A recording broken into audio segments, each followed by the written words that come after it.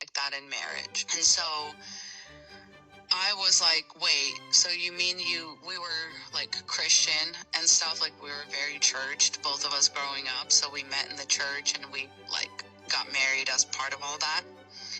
And I am a very binary person, and it's taken a lot for me to like bring a lot of nuance into my life and not be like extremist about things, which is another reason, like another discernment to have in feminist spaces is like extremism.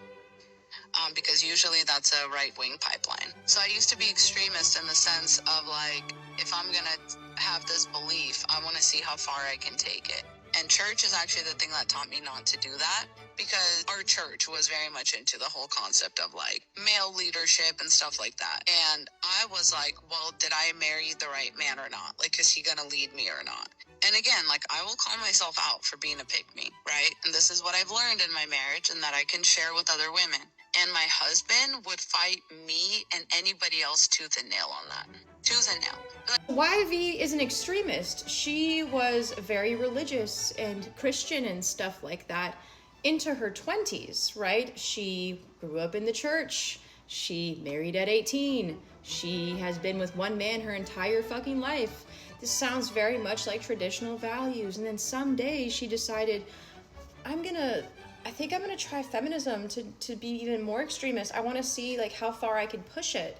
Doesn't make any sense. This is how YV justifies her marrying a man at 18 years old and still being with him, and being with him since she was a child, since she was in the church. Like she knows this one man, right? She's following traditional values. And from what I understand, she was an extremist, but all of a sudden, she's a leftist feminist that wants to talk about dismantling patriarchy, dismantling capitalism, dismantling this, that, and the third, yip-yapping about the nuclear family, which I find so fucking odd, by the way. This is truly bizarre.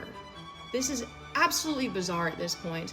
So not only is this video very odd and this story is very odd, I find the body language to be very telling of who is telling a fucking story. Because if you know anything about human beings, or if you know anything about body language, then you would see that this story sounds a bit odd.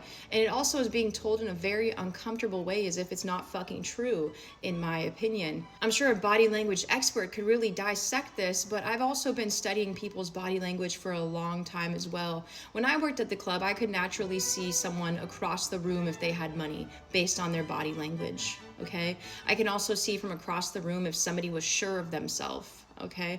I can also see across the room if somebody was new there and they've never been there, right? Because I watch body language